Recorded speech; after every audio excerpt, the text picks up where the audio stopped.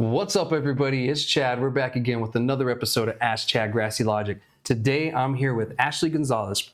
Appreciate you joining me today, Ashley. Hi, I'm happy to be here. Of course. You know, you took a long trip down from Albuquerque. She's from the Grass Gazette. I always want to say the Grassy Gazette. It's the Grass Gazette. This is Grassy Logic. You were here last year, so I appreciate you coming down again and, checking us out. And, this time you got to, stay for, overnight kind of situation to kind of hang out. Yeah, we did last year, too. We did a photo shoot and things like that, spent the night, and then headed back the next day. So nice. Same thing today. I had some meetings, so we hung out all day. Yeah. You said you got to go check out the lounge in Sunland, so that's cool that you got to do that. Yeah, it was really nice. Oh, it was so nice over there. Yeah. It's cool. Yeah, I've been going there the past couple weekends, and it's been real fun. I had my birthday there, all that good stuff. And it's been real fun to hang out there. And I'm like, this is fun. You can do mocktails. They have margaritas and full food menu and all that good stuff. So. They have outdoor consumption. You can go outside in the back and smoke. So a lot of places, even though they have an outdoor area, you can't go outside with your product. You can't smoke out there. So that was really cool. It was the first time I've been at a lounge that I could go outside with my stuff. So that is cool. Yeah, that was really cool. Yeah, so it's really unique. So thank you all for joining me today on the Ask Chad Grassy Logic show. We're actually live on Twitch right now. So if things look a little bit different, if you watch it again, on the YouTube side, that's why, because that's going to be the edited version. But if you're watching live, thank you so much for watching us today. But yeah, so what's new with you and everything since the last time we talked? It's been a crazy year. We launched last year in January. We did a couple issues last year. I got married, so that was a huge event. It took a couple months to plan and all stuff like that, so it took a good chunk of time. Congratulations, by the way. Thank you. Yeah. So right after that, we had our launch party, things like that going on, and then both my partner Katie and I started working in the community solar industry. So kind of been focused more on that and figuring out how to integrate it with our other projects and things we have going on, and so that's stuff that we've been working on throughout the year. Yeah. This last weekend we had a boudoir bash. So we had a 3-day photo shoot event in an Airbnb in Rio Rancho. We had all kinds of people come out. We had sponsors. We sampled a lot of products. We had a lot of fun. Nice. We went to Blaze and Bingo with DJ Cider. So we went to a bully show, checked out a dog show the next day and covered that. So we had a really good time. Cool. I hung out with a lot of people. I got to try a lot of good products. I tried a lot of different mocktails and infused drinks. And I tried some other products that I haven't had. I got some of the Cavi Gold, Cavi cones and stuff like that to try. So it was awesome. Oh, cool. So, it's a whole around experience, and that's great, because, tax write-off, right? Yeah, business expenses. So, that's great that, you're still doing it, because I see your posts and stuff, and, when you're out there doing the modeling thing and everything and all that. So that's cool. And so when you go out to these places, are you putting it in your magazine as well, too, when you do that, or is it more? So our next issue is going to drop on 4/20, and everything that we've been working on is all going to go in there. So all the different models we'd work with, even this weekend, we were there for 3 days. We did a lot of different types of themed shoots. We did a pop art zombie. I don't know if you saw some of my posts. That's cool. Painted in a comic book zombie style. We did some of that. We had another lady did a milk bath with some of the cannabis leaves in it. So we just did a lot of art. We had a lot of fun with it. So we're excited to put that in the magazine. That's really what we're all about, is just body positivity and art and just supporting local and supporting the industry as much as we can and really working to remove stigmas, Yeah. And bring a more professional eye to the whole industry and the way people look at us. Yeah, because, they look at us with just so much stigma. Yeah. And we'll get onto that a little bit later, too, on the stigma stuff. I'm glad that you brought that up. But for the people who aren't aware of, your magazine and everything, what is, the Grass Gazette really about? What's its mission? So really, we put the magazine together to support the local industry, to support the people that were small, the people that are out there working really hard, the mom and pop shops, the people that usually don't get noticed, some models that, most people usually don't pick. We don't discriminate. Everybody's welcome in the magazine, all body types, all genders, really just trying to create a safe, open, free space for everybody. Cool. So it's not just, straight cannabis stuff, it's kind of more inclusive with the whole community kind of thing. To cover news, legal stuff that's going on in the industry, just educating people on different things. On our last issue, I wrote an article about where you can and cannot smoke because, people know that it's legal, but I know a lot of people don't realize, you can't just go smoke anywhere you want. Yeah. So we did a whole article on that and, what happens if you smoke in a place that you're not supposed to and all things like that. So bringing education to people too. Yeah, and that's needed. I appreciate that, because only so many of us can watch one person or whatever. It's going to take many of us to educate everyone, only one of us can reach so many people.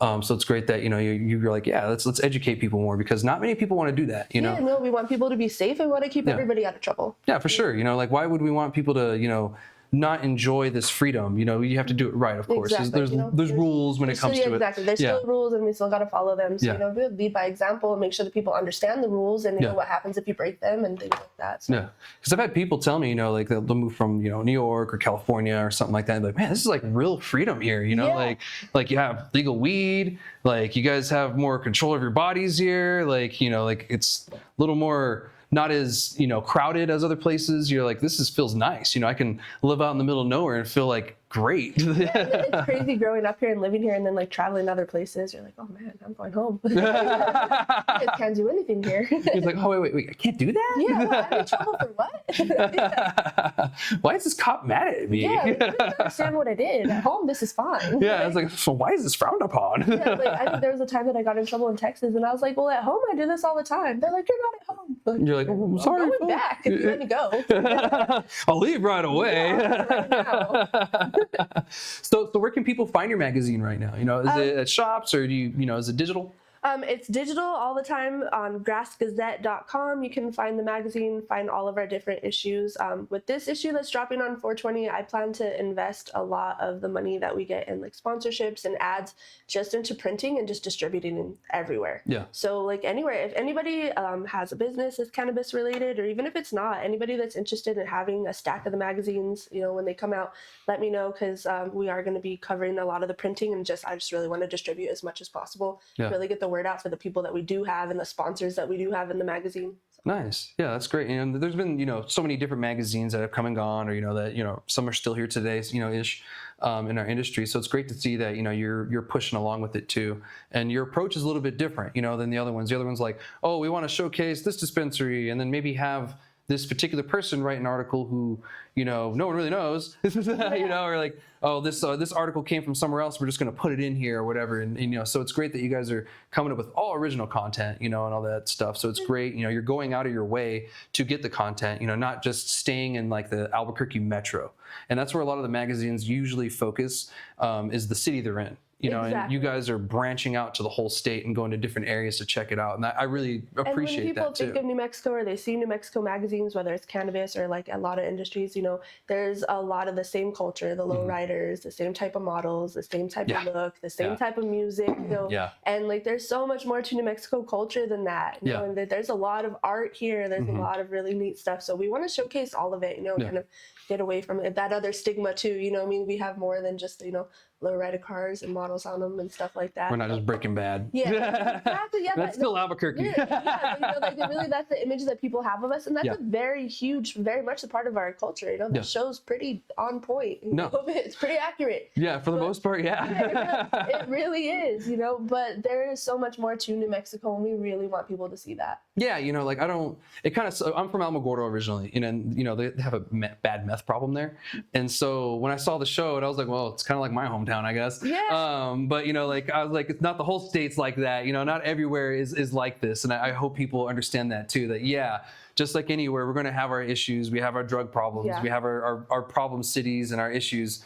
But that's not the whole state. It's a very gorgeous state. There's so much more around here, and there's lots of art, there's lots of other types of music. There's just, there's so much to offer, and we really want people to see that. Yeah, for sure. Not just the urbanist areas. There's so much more that we can do, and then get out in nature, go touch some grass. Exactly. There's a lot of so much scenery we have here. Yeah, so that's something else. Like we had been on the Cannafit podcast last year, and like they have the Canna Hikers Club. Yeah. And, like that's something that I support so much too, because it's people out in nature. They're getting to see all these different beautiful spots in New Mexico. Like there's so many spots that you can go check out that I think most people just don't even realize we have. Yeah. Like we have cave systems, we have waterfalls, like we have beautiful mountains, we have white sands. Like people really need to get out and enjoy that. So also trying to just motivate people to just enjoy things. Get out and have fun. Yeah. If you take the pictures that you want to, put on the outfit that you want to, like just be yourself and have that freedom. Yeah, exactly. And even if there's a river and there's no water, you can still enjoy it. Like here in Cruces, people, because they cut off the river, over in like Tier C area.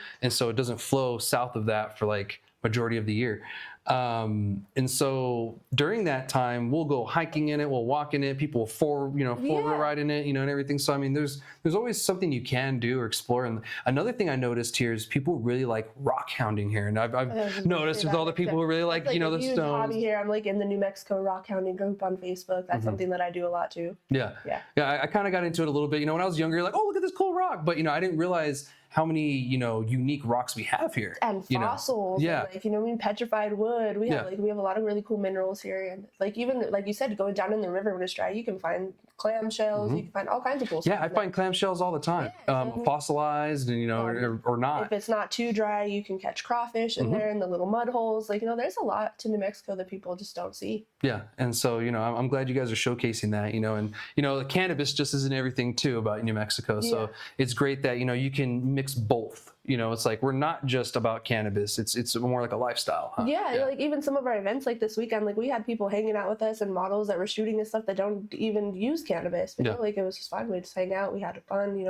Everybody had a good time. That's good. That's great. And so, where do you see, this magazine venture heading to, after this? Our goal, like, we're starting off slow and we're keeping it simple, but our goal is to eventually spread out to other states too. Like Katie came from another magazine she worked with that's like nationwide. So, it's definitely where we want to get to. Yeah. So, but starting with New Mexico and like really just showcasing our home and, I think the next place that we're going to move on to is like events in Vegas. We've been like talking with lounges out there. So like we'll be like migrating towards Nevada a little bit, but the goal is to spread all over the US and the more that we do that, the more we can educate people, the more that we can help push like these stigmas, like you said, that we're trying to break like across the whole US, not just New Mexico. Yeah, because it's everywhere. And like we are really a leader in the industry. There's a lot of legal states, but like New Mexico like has done a lot of stuff that like you don't do in other places, or we've done it first, or you've been one of the first. So there's a lot of states that haven't caught up with medical, legal. So we can set that example now. Put all this stuff out there now and kind of lead. Yeah, because I've said that before, it's like Washington and Colorado, they were the first states to legalize, but then they just said, okay, and kind of gave up. Yeah. And like just didn't want to like keep up with anything or really change anything to be progressive, Exactly. And now both states are Colorado is struggling more than I would say Washington is. Like places like Denver, it's there's a lot of dispensaries, there are too many or whatever. And, one thing that they refuse to change is, certain places don't allow adult sales there. So you have to go to another county or another city to get it. And so that creates bottlenecks. And so that's something that they refuse to acknowledge, I guess. And they think it's working great, but these other operators are like, it's not working great, we're not doing well. And that's what it takes anytime there's a new industry, just trial and error. We see what they're doing wrong and we do it different, and somebody else is going to see that we did something wrong and they're going to start off fresh and do something different too. So and something that we try may not work for certain states, like it is what it is. That's why we had to take such a different approach. And when we were trying to pass the legalization bill, I kept having to remind people, I said, our population density is like 17. Compared to like Colorado, that's at like in 60 something. Exactly. And California, that's in like the 200s or 100 something, something ridiculous number. Like we have to do this right, because if not, we're going to screw it up. We're so rural, we can't allow cities to ban cannabis sales, because we're not going to have that many cities allowing cannabis sales, and then we're going to end up with this weird bottleneck, and you're going to have people traveling 3 hours sometimes just to get some cannabis. Exactly. Or like there's been times where like before like Arizona wasn't legal, but Nevada was. And then, going through, you buy something at the store in Vegas and you drive an hour into Bullhead and get pulled over and now you're arrested for it. Yeah. And like same thing, like it needs to be consistent. Yeah. It just brings a lot of confusion. It does. And I mean, I guess it's something for the magazine later on too. You guys can kind of write about, something for the journeys and stuff. So that's great. Well, let's shift and talk about this solar panel thing. You brought it up to me before, and I'm kind of curious myself about it too. So, what is it, and what are you kind of trying to achieve with it? So everybody thinks when we are talking about community solar that we mean rooftop solar, and we don't. This isn't something where you buy solar panels, you don't invest in anything. I'm sure you've seen the huge solar farms that are being built all over the desert in New Mexico, right? So, but do you know where that electricity goes? You'd figure it'd go to the electrical company, to some... Right, it goes to the P&M, it goes to the P&M grid. And this is something that's been done in other states forever. Colorado's had community solar for, I think, 11 years already. New Mexico just started last year in April, so it's really new here. But what it does is it lets you connect your utility like through P&M. Some of New Mexico's XL, some's El Paso Electric. Yeah, what I think you El guys Paso have Electric here. here. But basically, you're just agreeing to connect into the grid through your utility, and you get that renewable energy, and you get up to a 28% discount on your electricity for low income. Yeah. So basically what it is like in Colorado, things like that, it's been done differently. In New Mexico, when they brought it here, they're like, if you're going to bring all these big projects that make a lot of money, we're going to put a rule in place that you have to allocate so much of the electricity to low income population and small businesses. Yeah. So what I do is go in and fill those spaces with people that are low income, people that qualify. So we go in, the state requires them, they can't power on until they give away this much space. Ah, okay. So what it does for you as a customer is it reduces your electricity costs for up to 28% with credits from the solar farm. Yeah. So like they put energy into the grid, and then the people who participate in the program get the credits for that electricity that's going into the grid. You get that discount. Yeah. So, and it's income qualified, but the margin's pretty high. Like 80% in New Mexico qualifies for this program to get that full 28% discount. And like small businesses, I think, get around 10. It's different depending on which solar farms you're working with and stuff, but like genuinely it's sitting like around, for low income, around 28%. So the way this benefits the cannabis industry, you know, whenever small businesses, small grows, they're able to participate in that, use a lot of electricity. So indoor grows, fans, lights, everything like that. Especially for the micros. Exactly. Yeah. You know, so like some of these people are paying crazy amounts for electricity. So to be able to drop that by up to 28% is huge, or like as a business up to 10%.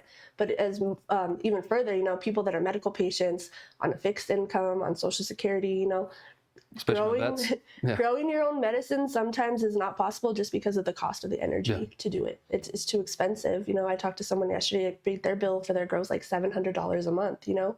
So this is something that someone that's on a low income budget who's trying to grow their own medicine, like this could benefit you because you can drop that cost enough to like where maybe now you can afford to grow your medicine. Or, you know, people that are struggling, you know, get on this program because this is an opportunity for you to save money on that energy.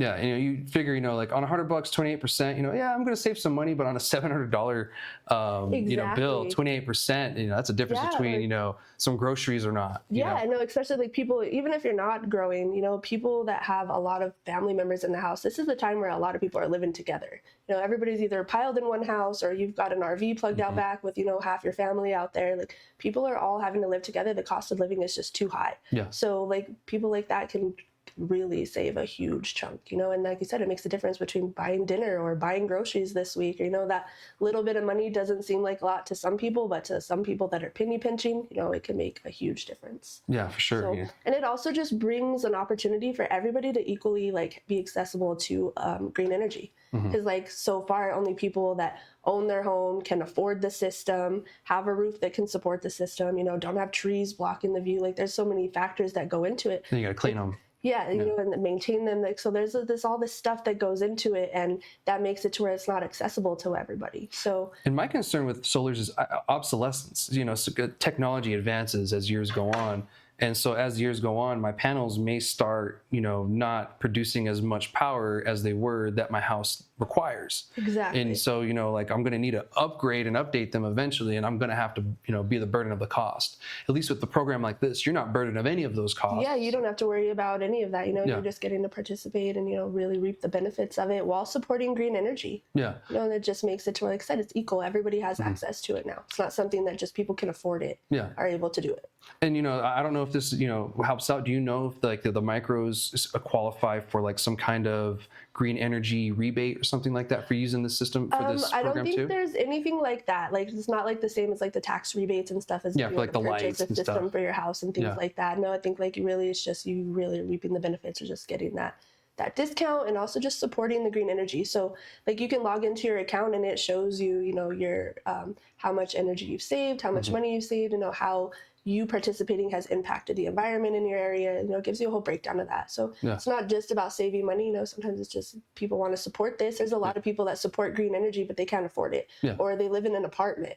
You know, this is for anybody that has like a P&M utility, XL.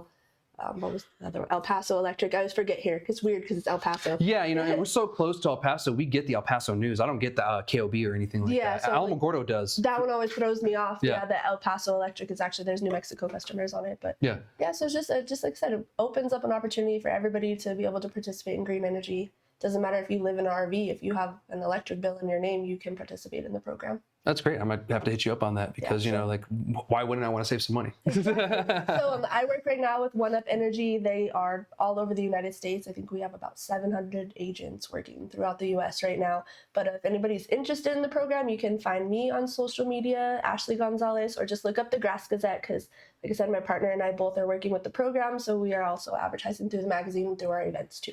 Awesome. I just want to say a shout out to Terry real quick. Skunk Gaming over there. He's in the live Twitch chat. He's saying what's up and everything. He does a live Twitch about every day. I've seen it. He's doing his podcast and stuff too. So shout out to him. He's been playing Stardew Valley. Yes, yeah. I tried to play it. I couldn't get into it. I played everything like Animal Crossing and Farmville and like Harvest Moon, all those. So I got to check out Stardew Valley. You gotta check out Grounded. Fun game. Grounded? Yeah, Okay. It's literally Honey, I Shrunk the Kids, the video game. Oh yeah, I'm gonna have to check it out. Yeah, it's so fun. They have the second game out now too, so if you beat that one, you have another one to play. Oh, sweet. Yeah.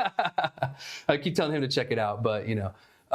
Anyway, so I just want to say that. Thank you for the chat and everything, and thank you for that. You know, that's some really great information because I was unaware of any program like that existed. You know, where you're not required to put any solar panels on your property. You're pretty much just pulling from a solar farm, which when I drive up to Albuquerque on I-25, I see them. You pass a lot. Yeah, I see them all over the place. And I've always wondered, even over here in Las Cruces, when you go towards El Paso, south of NMSU, there's a little solar farm right there too, before it churns from I-25 to I-10. It's so weird, you know, it just turns to I-10 magically. I worked on a project out in Roswell where it was a resident on his own property that put a small solar farm and then put the community solar program just to, you know, benefit the community there. So it's really neat. There's a lot of stuff. A lot of them give back. A lot of them benefit nonprofits. Like right now, everybody that I'm signing up in Albuquerque is getting assigned to the Locker 505 project. So like they benefit kids like clothes, backpacks, things like that too. So it's really nice. That's cool, and that's great that you guys are doing it. So, are you going to advertise a lot of this in your magazine? I mean, you have the free will to. Yeah, we're going to be advertising in the magazine, and anytime you see us at an event, we have the ability to enroll you right there. All you need is a copy of your bill with you, and you can even pull it up digital on your phone. So, if you see us somewhere and you want to participate, just let us know. Awesome. Well, thank you for that. And you know, before we move on to the next topic and everything, you know, where can people find your Grass Gazette and yourself and everything? So, if they are curious about any of these programs or your magazine, they can contact you. So they can find me on Facebook under Ashley Gonzales, and they can find us on Facebook and Instagram under Grass Gazette. Or if you go right to our website, grassgazette.com, you can find all the links to our socials right there, links to our articles. Like there's a link to the last time I was on your podcast there. So everything's just all there in one place on the website. Yeah, and just let you guys know, some of you are probably going to ask, it's Gonzales with an S. Yeah, Gonzales with an S. One S, not, it has a Z in it, but it's the last S. He was asking me earlier, and I didn't know what he was talking about for a second because I just got married, so I forgot that was my name. That's pretty funny. So, well, I appreciate you joining me today. You know, it's been a great conversation, especially, with the solar panel thing. So I'm sure a lot of people appreciate that. And I wish you nothing but, luck with the rest of this magazine thing. It sounds like you guys are doing great. You're doing a bunch of cool stuff. I see you out there all the time and at events and stuff. And so we've done a little bit of everything. I even did the air races in Roswell this year. That was pretty cool. Oh, that's dope. Watch airplane races for a whole week. Yeah, all kinds of different jets, like vintage planes. It was really cool. You have to check out one of the air shows on one of the bases sometime soon. That's pretty fun too. Yeah, the same thing that they did, like different things in the sky, and flips and things like that. So. Oh, Spaceport America. You got to check that out sometime. Where's that? When you're going up north towards Albuquerque, it's right before Hatch. It's out in the middle of nowhere. It's where the Virgin Galactic sends the spacecrafts, the aircraft into the space. Very cool. Yeah, so if you get lucky, I don't think they're going to be shooting anything like anytime soon because they're working on like new stuff, but they do tours out there. So I think you can, schedule a tour with them and go check it out. It's actually pretty cool. Very cool. So, but thank you so much. I appreciate you joining me. I look forward to, keeping this conversation going. So let's jump on to the next conversation here and everything. And guys, go ahead and give them a follow. Like you said, all the stuff that, she told you where to contact. But next, I'm going to give you guys a quick New Mexico legislative update. I know we didn't have an actual episode last week because I had the interview with Deb Holland. Hope you guys enjoyed that. I'm going to try to get more candidates in here who are running. I know we have a weird kind of election cycle going in the Senate, in the New Mexico Senate, in one of the districts. There's no one contending. So because all the Republican candidates didn't do the paperwork in time or didn't do something, and so they got disqualified. So he won already. They're running against nobody? Yeah, I think it's Heinrich. Yeah, I know. Yeah, and it's happening on on all sides. It's happening on the the Republican side, Democrat. They're kind of going at each other for the standards and stuff. So we'll see what happens with politics. It gets a little bit crazy, but yeah, I thought that was a little bit crazy. I was like, it's nuts, man. So yeah, congrats to him. I guess he won already. But for the New Mexico State Legislature, for the in-state stuff, nothing cannabis really happened other than that, SB 294 bill that I told you guys about that actually we killed and we got the legislature to get rid of. However, that doesn't put us out of harm's way. What they were wanting the CCD to do was to enforce the rules that are already on the books. And the CCD was telling them that they haven't been enforcing a lot of the rules for packaging because whatever reason. And the legislature just was kind of called a bluff. Is what I kind of feel. Is they called their bluff and said, well, if you haven't even tried, how do you know this is not going to work? And so what happened is the SB 294 bill was a bill that was going to make all of our packaging black and white with sans serif text, and it's going to be super controlled. And they're like, oh, there's going to be colored allowed. You can have a logo that's 2 inches on there. And I'm like, you gotta be shitting me. Yeah, they're like, yeah, we're going to allow color. You can have your logo. And I was like, fuck off, dude. Like, you got to be shitting me. And I had a conversation with one of the lawyers that I'd met there, and she brought up a really good point I never thought about. When you do that, you create a blueprint for the traditional market to create illegal packaging because they base it always off of legal packaging. So all you're going to do is just create more of an issue because they're going to take the packaging that is now legal in black and white and just make it their packaging, the same way. Like they do now. You see the California Which is even stuff. easier because they don't even have to buy colored ink now. Exactly. It's cheaper on them. Like, cool, you made our life easier. Yeah. So packaging never really deters kids from doing much. Like I saw this article and I didn't know that it was a thing. And someone actually sent it to me a few days later too after I read it. I don't think it's Mexico. Yeah, I think Mexico banned cartoons on cereal boxes because they believed, the kids are going to, be attracted to it or whatever and blah, blah, blah. But I'm like, yeah, but kids don't have the money, the adults do. Exactly. It is up to the adult to buy that cereal, not the child. It's like if you fall susceptible to your child begging and begging and begging, that's on you, and no one but you. And so I saw that and I thought it was interesting because, they're trying to claim that it's helped, but I looked in other studies and stuff like that too. And I dug in deeper on this and there are legitimate studies that say this does nothing. Like a lot of I think they call it the nagging factor. The nagging factor is more of I want to say a made up term. It's just something that doesn't really make much of an impact on everything because you are in control of that situation. If you fall susceptible to someone nagging, then that's on you. That was on you for giving in. Yeah, exactly. So it's kind of like, well, what the hell? So a lot of studies backed up that packaging and labeling doesn't really work. It's education. And sitting down with people and talking to them and showing them that this may look like this, but this isn't for you. And for you as the adult to store it somewhere safe and out of the harm's way for the kid. So that's what that bill is about and everything. And, that was the arguments. We got it killed in the House Judiciary Committee. Most of the representatives on there agreed that, the CCD and RLD should really start trying to at least enforce what's on the books versus trying to create something new and creating more problems because that's where we end up with all this confusion and then like, well, why is this law on here? And then this one too. And then, we just end up with more issues. I did talk to the superintendent of RLD afterwards. He was pretty pissed that it didn't pass. And to be honest, it was unfortunate that he doesn't want to work with the industry. And it didn't seem like that anyway, because the answer he gave me wasn't very promising. I said, well, I hope, in the future, you could work with us on issues like this. So that way we can maybe work on a bill that is more favorable. And he said, okay, we'll see. And I was like, okay, I take that as a fuck you. It's not even going to. Yeah, I take that as a fuck you. And I'm like, all right, well, this is his last few months in position because we're having an election in November. Whoever wins that is most likely going to appoint someone else. So he's pretty much done. And I was told that he did this because he wanted this to be a part of his legacy. Or something like that. I don't know. Because you could tell he really, really wanted this bill to pass. He was really upset it didn't. It's unfortunate, but hopefully the next RLD superintendent we get is going to be a little bit more willing to work with the industry just versus a little more cooperative. Yeah, because this open-minded at least. Yeah, this came out of nowhere. Like no one in the industry asked for this. No one in the legislature asked for this. Like it just came out of nowhere because he felt like I believe from what I thought from what I saw, it was almost like it was going to be something that was easy to pass. and to get to change. Like, I changed it and I saved kids. Something that he accomplished and changed on his way out. Yeah, it's like, I saved kids. Look what I did, when that does nothing to save kids. Like, prevention is where we need to be heading on this versus trying to fix the packaging or, think we're fixing the packaging. Because I went to Walmart and I checked all the alcohol packaging. I know you saw my post and everything, and it got shared a lot. That stuff is more kid friendly than anything that you see in the cannabis stores. Yeah, so like after I saw your video, I went to Walmart, I looked around a little bit myself, and then like I did write an email to all the all of our representatives, so that I just brought to their attention the double standard there, and if you're gonna go hard and everything has to be black and white for cannabis, then you better go take out the 8% alcohol Sunny D on the shelf at Walmart. Yeah. Because how are they supposed to, an Arizona iced tea, Sunny D? I saw tons of common products. How is a kid supposed to know the difference? Yeah.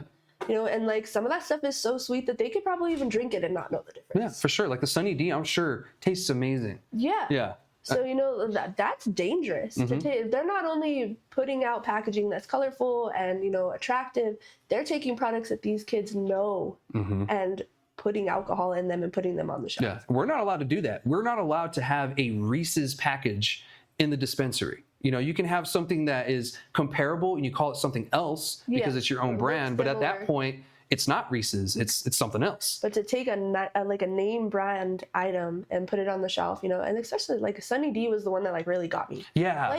Sunny D is not something that adults go grab. Like that's something that goes like in your lunchbox and to go to school. Yeah, like I haven't drank Sunny D in I don't know how long. Yeah, me neither. So it was crazy to me. Like who the heck decided to put alcohol in that? And why? I don't either. I mean, I don't get it either. Other than like the little juice packs that we have to I can't think of the name right now. The Capri Suns? Yeah, Capri Suns. Like Capri Sun I would get, and I think they actually did do Capri Suns at one point too. I think they did. I think so. So like, it's just that at the end of the day, it comes down to like, it's your responsible as an adult, like your responsibility to take that product home and make sure your kid can't get it. Like they got to keep it somewhere else. But that's not the case. If you go in most homes, there's beer in the fridge. Right there. Accessible right there to the kids. And then that's just the point of like, that's your job as a parent to teach them to keep account on how many, and what I mean, regulate it in however way you have to that works for your house and your family. But there's that responsibility there, and like we have that same responsibility. Yeah. And like all of us take it very seriously. Like I know dudes that have a separate fridge in their garage with a lock on it for their beer and liquor. Yeah. And that's where they store it. But there's people that just like would throw the Sunny D's in the fridge with all their regular groceries. It just comes out. People are different. People parent different. People,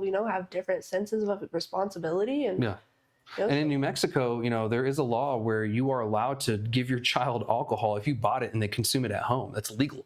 So you're not allowed to do that with cannabis. I did not know that. That's crazy. Yeah, it is. Even if there's a medical need, you can't do that with cannabis. Yeah, they have to have a medical cannabis card, and then you're the caregiver. Yeah, exactly. But it's not like, this happened, they have these symptoms, and I know this medicine's going to make them better. So no, that's not an option. This whole process so that I don't go to jail for it. Yeah, and I don't know where that came from. Because Texas has something similar. I was like, I get it. Some moms put a little bit of liquor on the kids' gums or whatever, and that's supposed to help. I don't know if that's the reasoning for it or whatever, but I think there's products on the market that are a little bit better for that these days, and something like that. We're not in the 1970s your anymore. Grandma did that because there wasn't things on the shelf. Yeah, there wasn't anything for it. We've got all these things now, especially this stuff to calm kids down and put them to sleep. There's like every version of melatonin and herb you can think of on the shelf. And so even now, some kids, the CBD's over the counter these days. So even that helps, sometimes too. So that's pretty much all I had for the New Mexico latest update. I just wanted to update you guys, and I'm glad we got into that conversation too, because there's some really good points, for going further and everything. I hope that RLD, and CCD, works with the industry a little bit more and works with us, because I really don't like fighting against bills that waste my fucking time. Yeah. I really wish I had time to focus on that tax bill, on some other bills that would have helped New Mexico. There was one that was going to allow medical cannabis patients to use their medical cannabis in a hospital.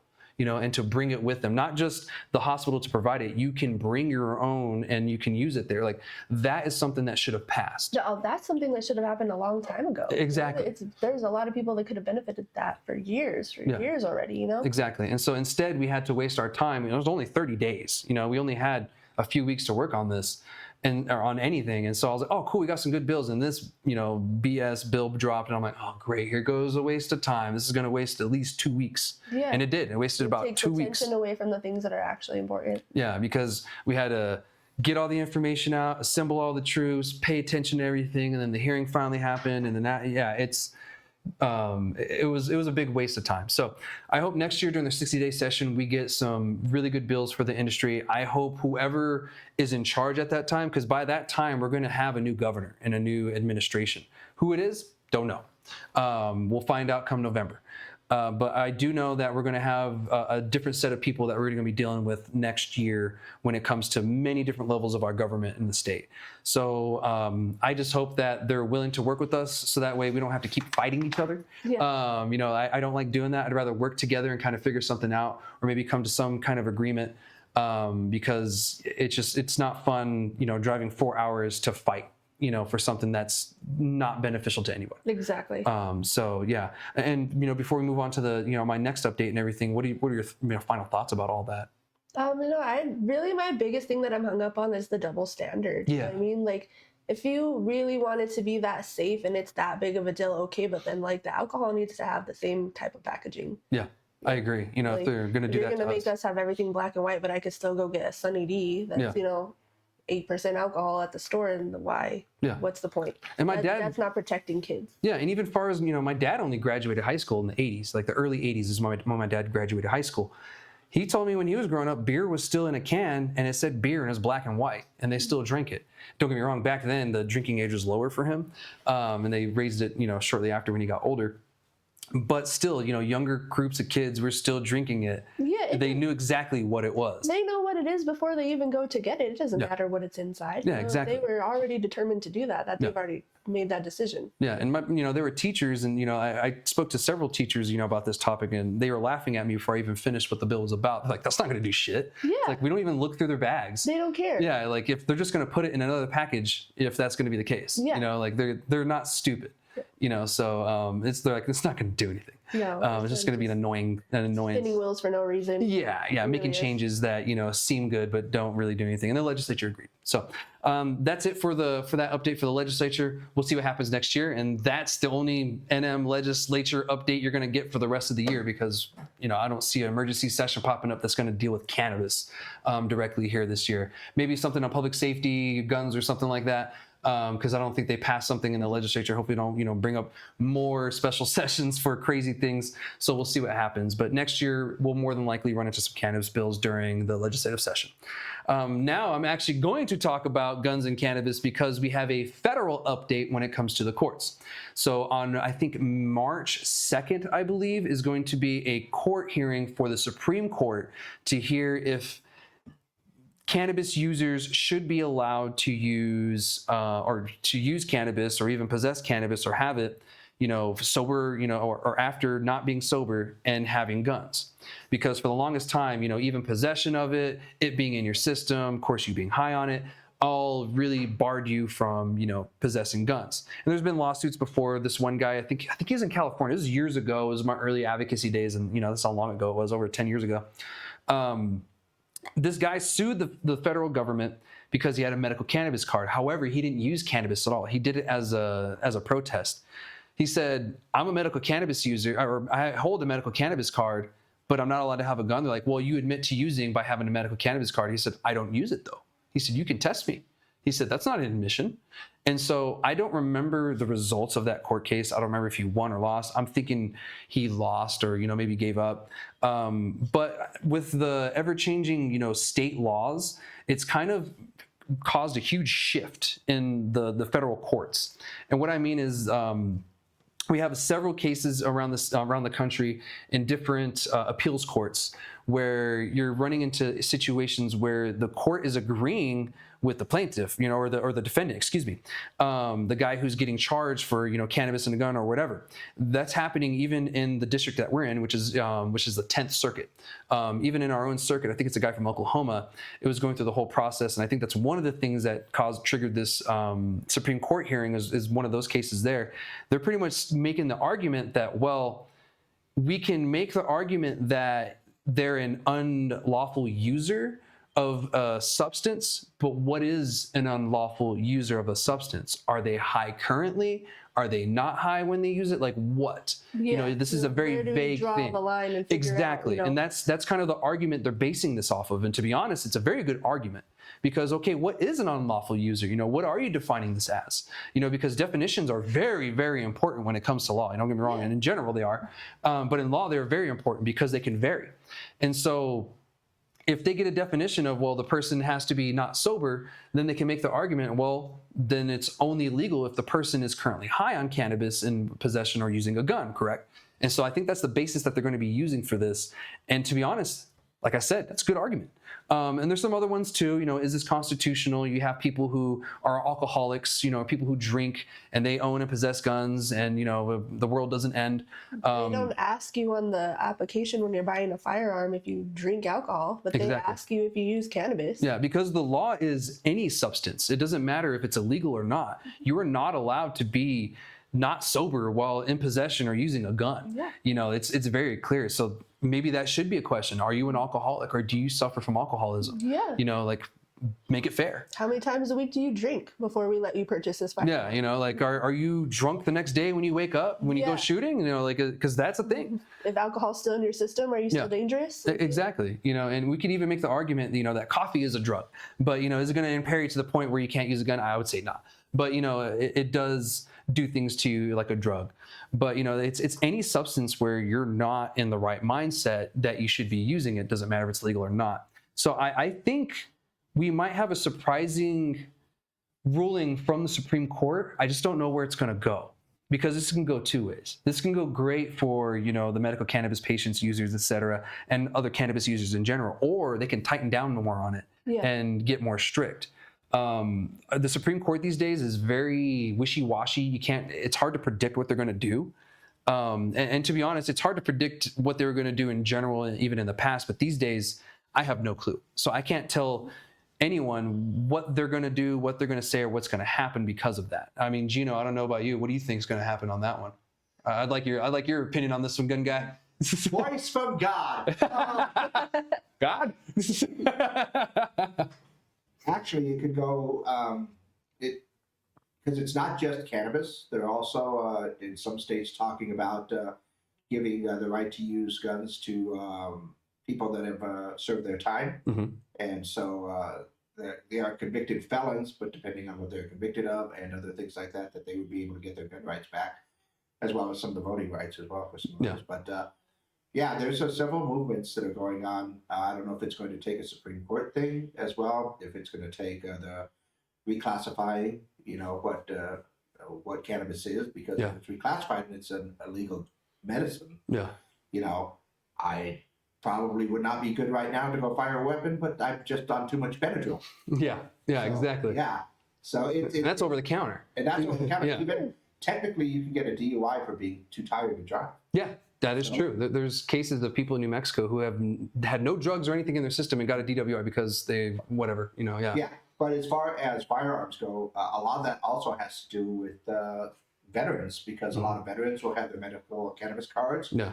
They're talking about veterans and psilocybin. Yeah. So, are we going to tell our veterans that carried a weapon, in combat to say, like, no, you can't own a gun?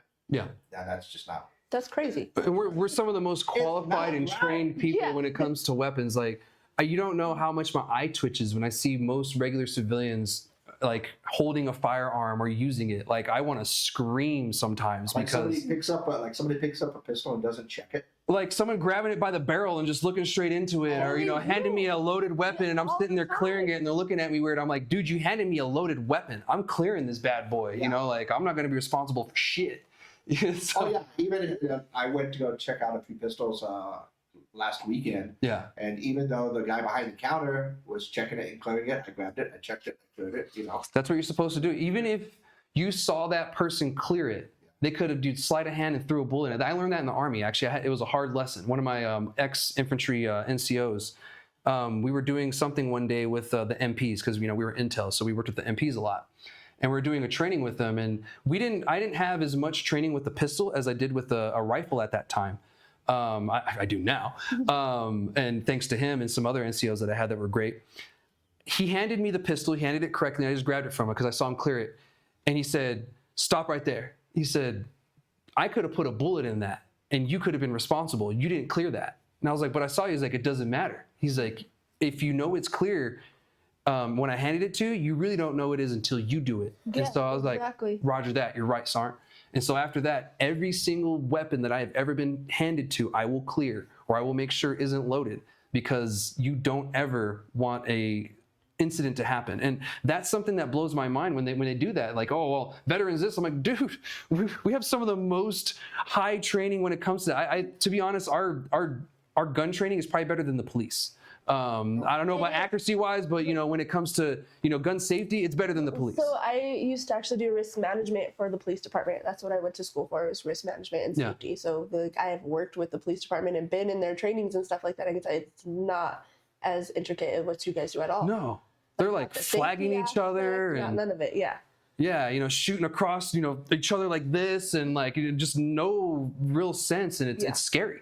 And dumping, whole magazines and someone that's not moving anymore, and like it's just, crazy. Anyway, we'll get off of the crazy stuff. So basically, the idea of our veterans that use cannabis as medicine, or the psilocybin, or even just if they're on general, maybe happy stuff that's the legal stuff, and there's some strong stuff out there.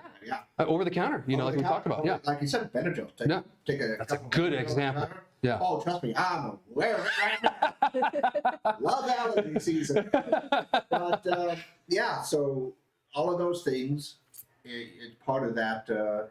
They should be able to have weapons, but that, I think it might come down to Supreme Court. Might come down to a few more cases. Like some of the other stuff. Supreme Court might punt. They've done it before. Yeah, they punt a lot. They take it down to the lower court to say, try it again. Yeah, they do that a lot too. And to be honest, sometimes it's needed. Sometimes it isn't the Supreme Court place. It's like, no, you deal with that. That's not us.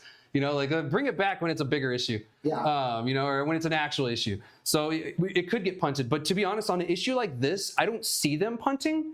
I think we're going to get an actual ruling, and that's the only prediction I'm going to make, is that we are going to get a ruling. That's the only thing I'm going to make, and I could be wrong. Yeah, I'll double check on the cannabis cases that might be coming up on that. Okay. I've been following a few of the 2A ones that are coming up, and there's quite a few that might be consolidated, and we'll find out if an AR-15 is legal in California and Delaware. Oh, the places that banned it. Yeah. Illinois. Yeah. Interesting. So I guess we'll see, but that's everything I had for that, conversation. I wanted people to be aware, there's a lot of medical cannabis users, regular cannabis users, are also gun users, or gun owners, some are very responsible, and why shouldn't they be allowed? It's your right. So what are your final thoughts on that one? That one I really feel pretty strongly about, because before we had recreational passed here, like there was years and years that I could have got a medical card that I did not, for that specific reason, because it was more important for me to have a concealed carry and be able to have my gun to feel safe,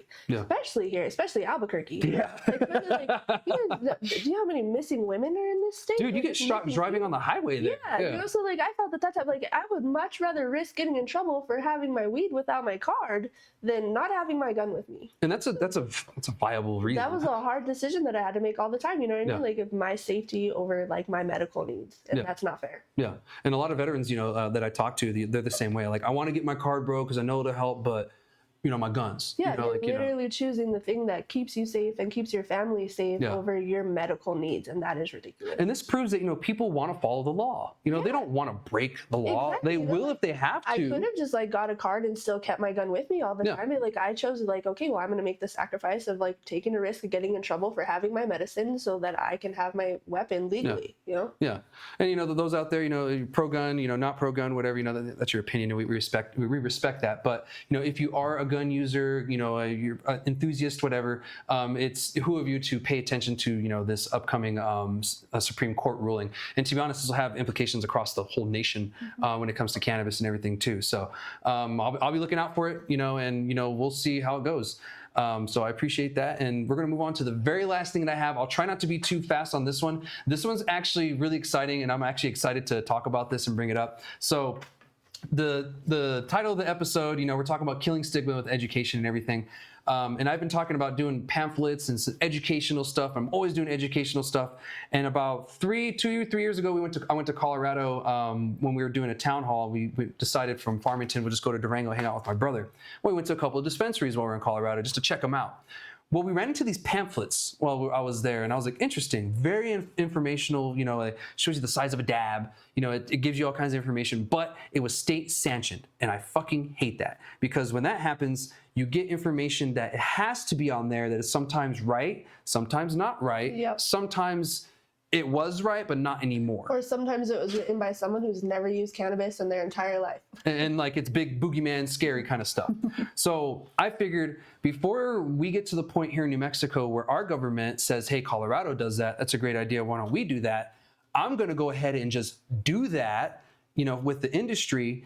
And that way they can only say, oh, thanks for doing that versus you have to do that. Yeah, exactly. We're already doing it out of the kindness of our own hearts and providing it. So the state doesn't have to force us to do it. And we have more control of what goes in You're here. actually making sure that the right information is out there for Exactly. people who are in the industry, people who use, people who have already learned the hard way a lot of these things. Exactly, and I'm glad that you pointed that out. All of this information in here, for the most part, was from the industry. I hit up operators, I hit up bud tenders, you know, I was talking to other people in the industry. I was getting information on what needs to be in this pamphlet. And I'm excited that it turned out really well, but I'm also excited that I have the first 6 right here, and I'm gonna give them to you. I'm so excited about this. I'm so honored to get the first 6. So I love stuff like this. I think it's really important. It's like something like I said, another mission of the magazine is really educating, breaking stigmas, and, you know, helping people learn Yeah. the safe ways to use cannabis. 100%. And I know you're on the similar mission. And, you know, what I want you to do is I want you to take these 6 to the most high-speed dispensary operators you know or bud tenders you know that you know are going to use it. But what I want them to do is I want them to write on it and tell me what needs to be added, what needs to change, and what really needs to happen with this going forward to make this really viable. If you could do that for me, that'd Yeah, be because great. making this a collaboration of everybody in the industry is just going to make it really successful. Community effort. It really you is. know, like that's what this is really going to be. Is this is a straight up community effort, and this is just a start. I can't get to Albuquerque all the time, so I figured I'll start with you. Yeah, perfect. No, I'm I'm going to excited. go around the area and doing the same thing. So I hope they enjoy that, and I can't wait to see, you know, what they say and everything. Yeah, The other ones have some blank spots in the back so they can write, but one of them that you have is the full one. Awesome. So, and then I was out here this week too, because I have some of my team for community solar here in Las Cruces. So like I'll be coming every few weeks out here too. So I'll be able to pick them up with everything in the notes and bring them back to you too. Okay, Here in perfect. a That'd few be great. weeks. Thank you. Appreciate that. Yeah, so look out for that. If you're one of the lucky few in Albuquerque or in that area that get one, hit me up and let me know you got it. I want to hear your direct feedback on it, but I also want you guys to go ahead and hand jam all that good stuff on there and then get it back to me, and we'll make some changes and stuff, because I'm going to go ahead and grab the top one. What it looks like right now is most likely not going to be what it looks like when we're done. I'm going to give everybody, which camera are we on here? We're on this one. There we are, around this one. So this is what it looks like in the front, and then we open it up. Oh, it's this one now. No, flip it. Flip it. Oh, there we go, on the back. So this is the front right here, and this is the back. I know it's a little hard to see on this because we have the blue screen. If you can go back to the other camera, it was actually showing that better. There we go. There we go. We have stuff here. The one I really want to point out is right here, storing cannabis safely. Now, this talks about storing cannabis away from your kids and having conversations with them about cannabis and the use of it and how storing it and how it's not meant for them. That is something I wanted to add in there to make sure that it's in there, so that way everyone knows, you know, we don't have to keep repeating it. And this pamphlet is meant for everyone. Yes, we want to make sure that new patients, new users and everything are getting stuff like this, but this is for everyone. I mean, there's even emergency contact information in the back, the CCD, New Mexico Department of Health, poison control. I have dispensary lingo, you know, we have some definitions in there for it. We even have, like in Colorado, what the size of a dab is on here. And we went further to like recommended temperatures. I know it's hard to see on the camera, but recommended temperatures. So this is going to change. We're probably going to add more. And someone even told me I should have added cells in there. I was like, you're right. I'll make some space and add cells in there. Yep. So thank you so much, and good luck on that mission. Good luck to the whole industry actually on this mission. Yeah. I hope that it's going to be a great collaborative effort.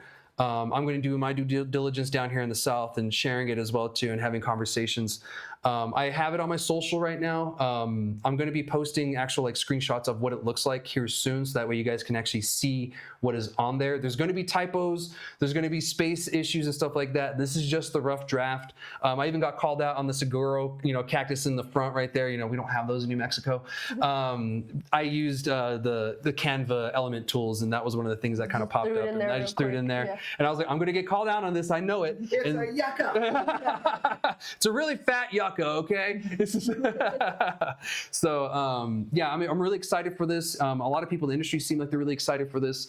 And to be honest, I think a lot of consumers don't realize this right now, but they need this. They do. Yeah. And I think it's important, like you said, to be ahead of the game before it becomes a regulated thing. Like, hey, we're going to make sure that it's done correctly.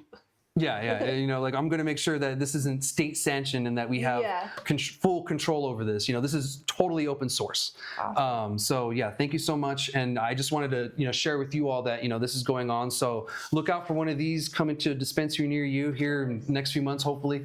So yeah, I'm excited. And yeah, but if you are an operator and you're curious about this, I'm going to be emailing this file for free to everyone once we have it finished, because information like this, it shouldn't cost money. Yeah, I think it's important to let people know that you did this for free and that you're distributing it for free, and this is just something you did to help the industry. Of course, yeah. This is 100% free. I'm not charging anybody for this because you guys are going to be printing it out, not me.